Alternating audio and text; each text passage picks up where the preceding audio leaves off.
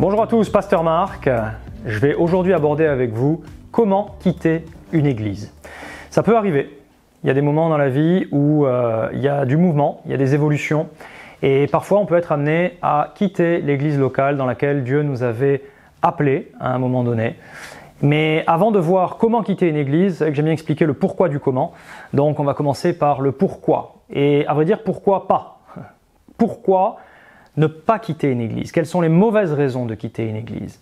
Première mauvaise raison que je voudrais voir avec vous, c'est l'offense. Vous savez, je vais partager avec vous un peu de mon expérience pastorale et j'ai vu à plusieurs reprises des gens prendre la décision de quitter l'église avec de faux prétextes, mais en réalité, c'était une histoire d'offense. Offense avec un frère ou une sœur de l'église, offense avec un ancien, offense avec le pasteur.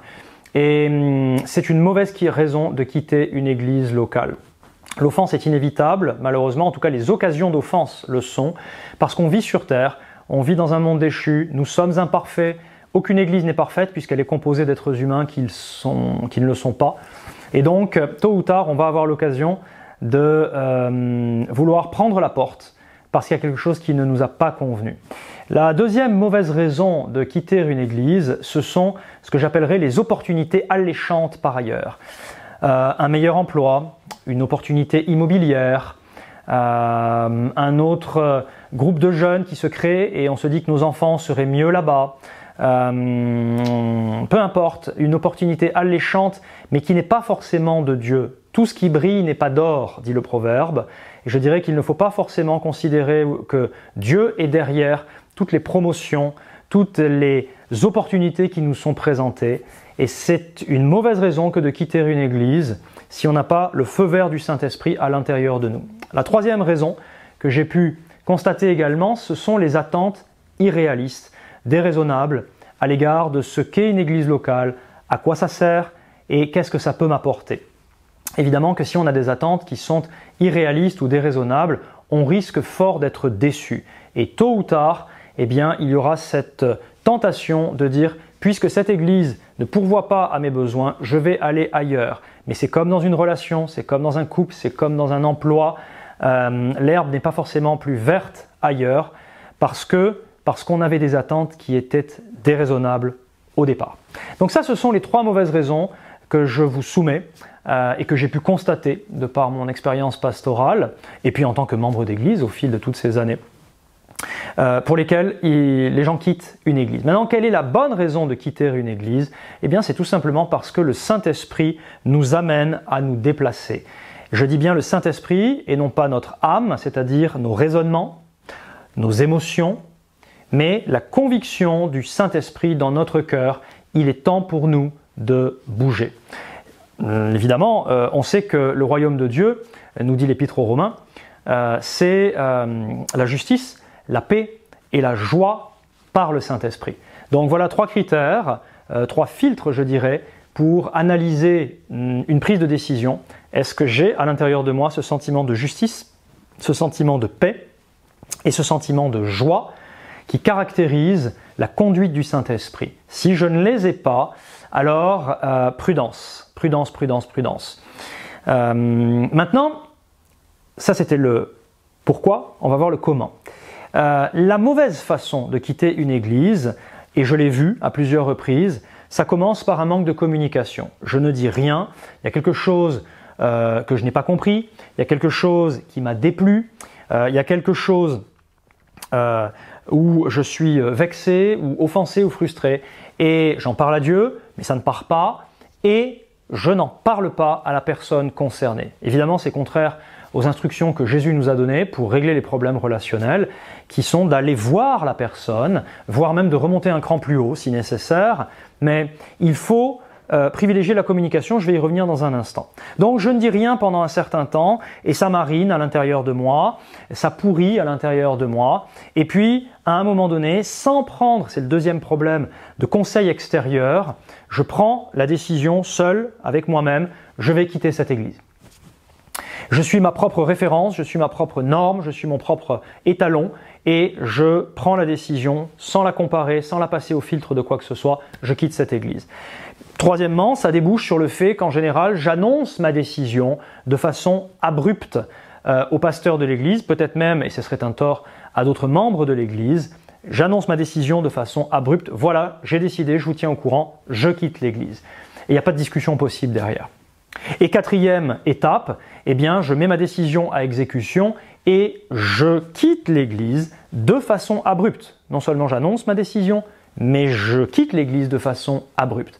Ça, c'est la mauvaise façon de faire et je l'ai vu se reproduire donc une fois encore à plusieurs reprises. Quelle est la bonne façon de faire? Eh bien là où il n'y avait pas de communication, il faut de la communication. Il faut parler, il ne faut pas hésiter à s'adresser au leader de l'Église, au pasteur si nécessaire, prendre un rendez-vous ou avec un ancien, expliquer ce qui nous a frustrés, ce qui nous a blessés, peut-être les questions que l'on a, ne pas hésiter à les poser là où on a des points d'interrogation, mais privilégier la communication dès le début de ma relation avec cette Église locale.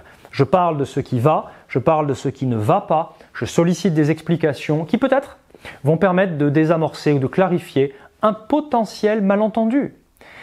Tout ce qui m'a offensé, vous savez, la majeure partie des offenses sont dues à un malentendu, à une mauvaise perception des choses.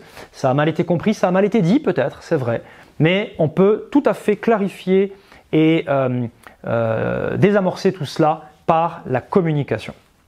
Deuxièmement, l'autre prenait sa décision tout seul, sans en parler à personne. Eh bien moi, je prends rendez-vous avec le pasteur de l'Église pour lui annoncer mon projet, non pas ma décision, le fait accompli, mais mon projet. Pasteur, j'en suis arrivé à un stade où je me demande s'il ne faut pas que je quitte cette Église. Qu'est-ce que tu en penses? Alors le pasteur va peut-être répondre à notre rendez-vous, ou peut-être va nous orienter vers un ancien ou un membre de l'Église. Il ne faut pas se vexer quand c'est comme cela. Le pasteur sait ce qu'il fait, et puis il est aussi, ou elle est aussi humain, et n'a que 24 heures dans sa journée. On ne peut pas forcément rencontrer tout le monde. Donc nous oriente parfois sur quelqu'un de qualifié pour pouvoir nous entretenir avec cette personne, mais le mieux c'est d'en parler avant de prendre la décision, parce qu'une fois encore, peut-être qu'on peut clarifier, améliorer certaines choses, enlever un facteur irritant, je dirais, ou une surcharge particulière. Peut-être c'est une oppression spirituelle, peut-être c'est juste une période difficile que l'on traverse, et donc on a besoin aussi de pouvoir s'entretenir avec un pasteur qui va nous alléger, nous soulager, et éviter qu'on fasse un choix qui serait mauvais et préjudiciable. Je passe ma décision, mon projet de décision, au crible des critères qu'on a mentionnés plus haut. Est-ce que ça rentrerait dans le cadre d'une mauvaise raison de quitter une église? Évidemment, il faut être honnête avec soi-même et ne pas croire « Ah, Dieu m'a dit ». Non, souvent c'est notre âme qui nous dit les choses. Ce sont nos émotions, nos raisonnements, et on veut maquiller cela, même inconsciemment, avec un « Dieu m'a dit ».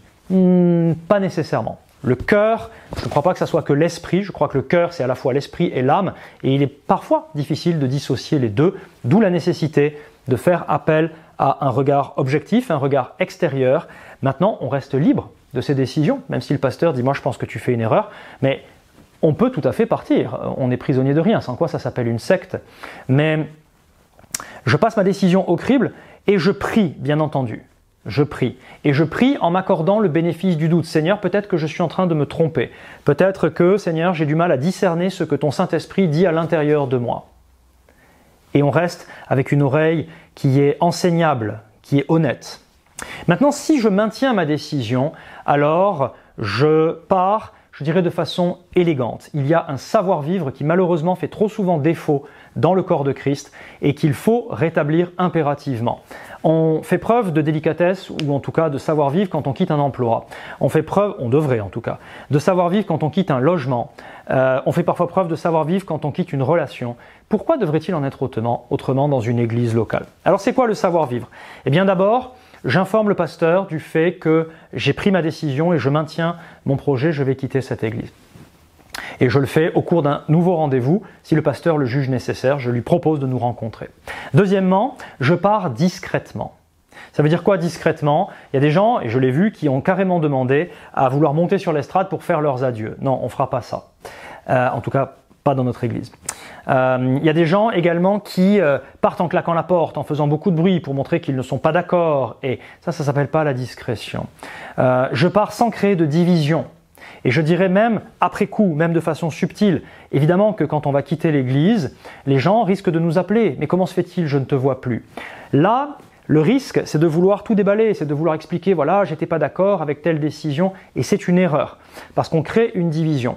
Et même si on quitte l'Église à tort ou à raison, créer une division serait toujours un manquement à la parole de Dieu, et ouvrirait toujours une porte de destruction dans notre vie et dans la vie des autres.